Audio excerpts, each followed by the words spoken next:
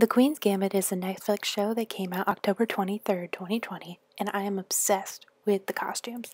So I decided to attempt to make two of my favorites that the main character Beth dons. So I just arrived at the thrift store.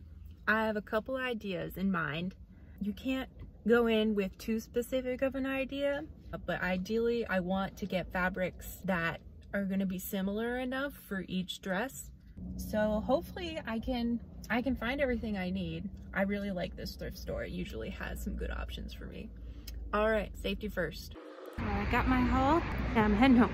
In total, I just spent $22 and 5 of those dollars was towards something that's not related to this project. So 22 minus 5 is 17. So I spent $17 on this project so far. Molly, you want to smell it? Make sure it's okay.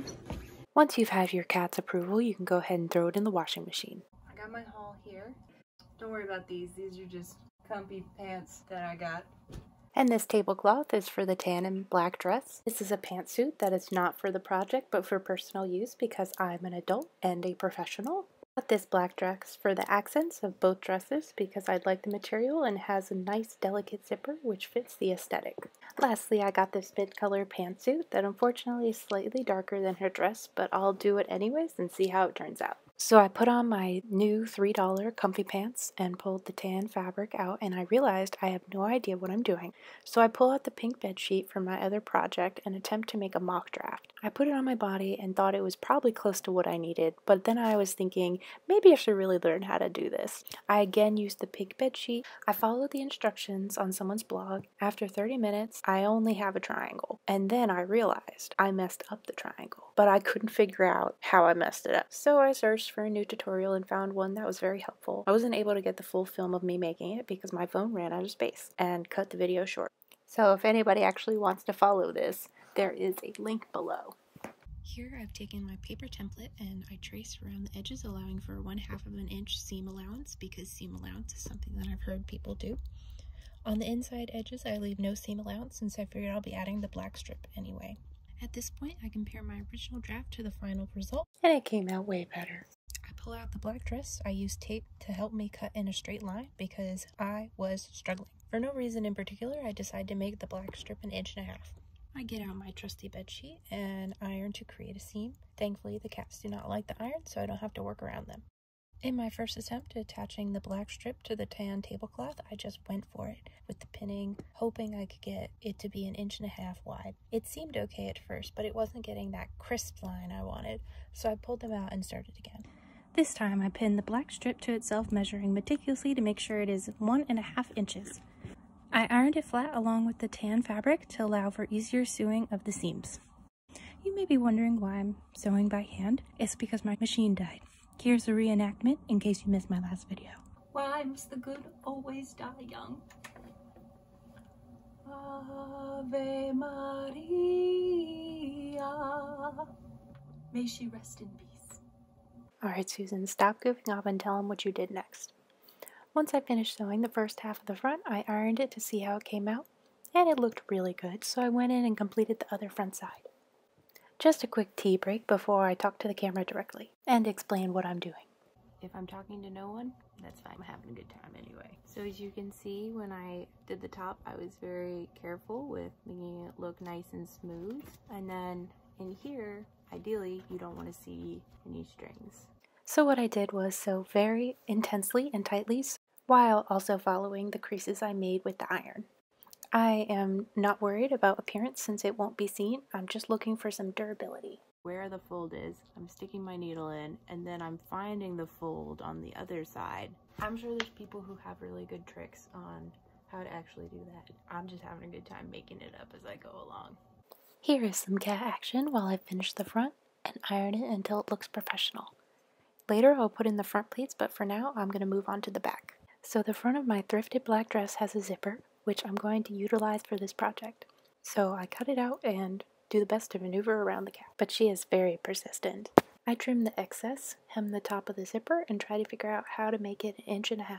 It's not as easy as the front because I want the zipper to fall evenly. So I use my ruler to place the pins 3/4 of an inch on each side of of the zipper. Then I iron it and sew it into place. Does anyone else find it very satisfying to watch the iron work out the wrinkles? Or is that just me? Next, I lined up the front and back of my top, pinned the shoulders, and created the seams for the armholes. Then I attended class and sewed the pins into place and even participated too. It's supposed to be in Module 19.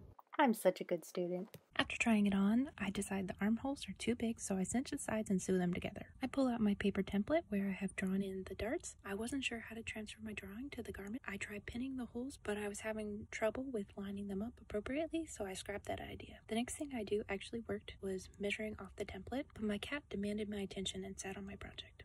How am I supposed to get anything done if you keep sitting on my project? Once I removed her, I start measuring again and using my pen to mark the measurements. Don't worry, the ink does not bleed through. It ended up being 11 inches long and at its largest point, an inch wide. I pinched it together and put it flat on its side so I can iron for easier sewing. Yes, I realize my words don't line up with my video, but it's very sweet that you care to notice. Oh, for this being the first time I ever made a dart, I don't think it came out too bad. Only thing is I just got this stuck in my hair. My husband does come to my rescue, but first documents some photo evidence of my ridiculousness. Here you can appreciate my bilateral darts in their full glory. The next thing I do is take out my black dress and cut out the black strips that line the bottom of the bodice. Then I measure 1.75 by 1.75 of an inch square to make this part of her dress. Once I'd cut it out, I lined it up and then made the mistake of trimming it to make it a crisp line. I realized immediately that it was a mistake because the cut ends already started fraying, so I proceeded to scrap that piece and start over. I then cut a 2 by 2 inch square and pinned the top and bottom for later hemming. I then repeated the steps for the back.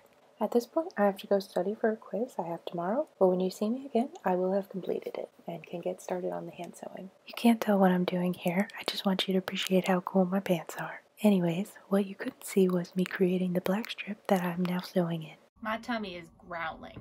I need to go eat. So I'm gonna put a pause on this. After I consumed some pita and hummus, I finished the top half. My mom says she sent me a present. Oh my god. My mom's the best. I cut my skirt panel and brought it to my new sewing machine. Then I tried to remember how to thread a bobbin. Oh shit. Now watch me make a mistake. I got so caught up in the moment of having the sewing machine, I completely lost track of what I'm supposed to be doing. I've now sewn my skirt panel here, that's full circle, but I have to put in the black strips. But hey, at least I know the sewing machine works. I was like, sewing machine is here! I must try it! So I'm trying to decide what to do now. I guess I cut it and then sew in the black. Yeah, I know. Let's go back upstairs. So the skirt that I sewed is way too big. So I just put it on and marked it with the safety pins where it needs to come in. And at those points, I think that's where I'm gonna add the black stripes. If anyone is thinking, there's less than a minute left in this video and she still hasn't even started the other dress. Well, don't worry, there will be a continuation. At this point, I sewed the black strip into place and then thought I got the fabric trapped forever because it wrapped around the machine like an infinity scarf. I eventually did figure it out though. I'm sure this is very cringy for the people who actually know how to sew. However, I quite like watching the struggle. I then proceeded to sew the last black strip into place, attach the skirt to the bodice, trim the skirt, and hem the bottom. And now I am done. Time for the grand reveal. I know what you're thinking. Does it feel like a tablecloth? Yes, but does it look like one? Maybe, but it's definitely hard to tell. Here's my impersonation and attempt at Beth's thinking faces. I don't have a chessboard, so I improvised. I hope you had as much fun as I did. Excellent. Did it come out any good?